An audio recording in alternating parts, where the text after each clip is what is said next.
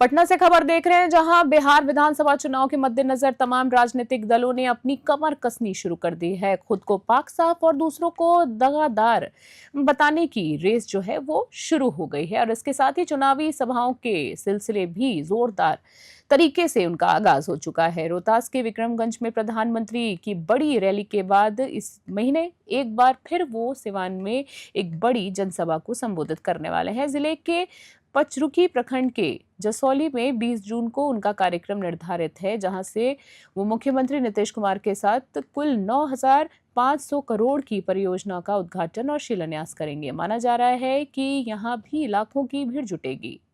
बांटकर ढोल नगारा बजाकर और लाउड स्पीकर घुमाकर आमंत्रण दिया जा रहा है, क्या कारण है? कारण बहुत साफ है। जहां भी विकास की रोशनी प्रधानमंत्री जी और मुख्यमंत्री जी के प्रयासों से पहुंच रहा है, वहां की जनता चाहती है कि हम अपने प्रधानमंत्री और मुख्यमंत्री जी का अभिनंदन करें। और आप देखेंगे सदैव जब भी आदरणीय प्रधानमंत्री जी और मुख्यमंत्री जी की संयुक्त सभा हुई है, 1000 में नहीं, लाख में नहीं, कई लाख में लोग हर जगह पे।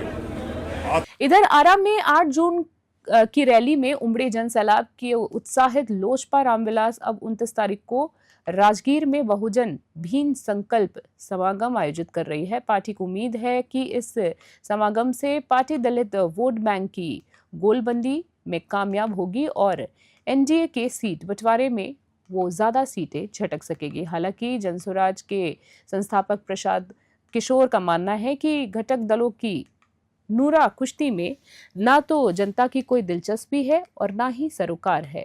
उसे तो बस इस बात का मतलब है कि उसके मुश्किलों से उसे निजात कैसे मिलेगी होगा।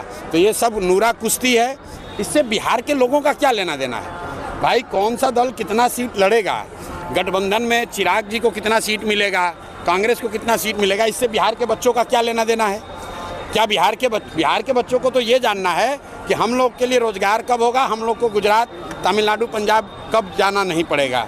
बिहार के लोग तो ये जानना चाहते हैं कि यहाँ भ्रष्टाचार कब रुकेगा।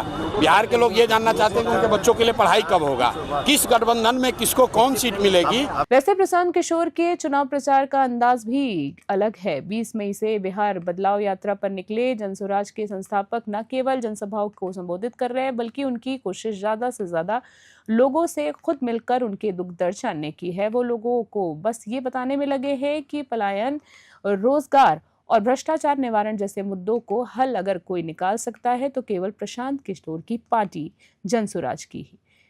उधर प्रशांत किशोर ने अपने सियासी सफर पर पूरी तैयारी के साथ निकले हुए हैं। अगर आपको बता दें, इधर तमाम विधानसभाओं में उनकी party door to door campaign चला रही है।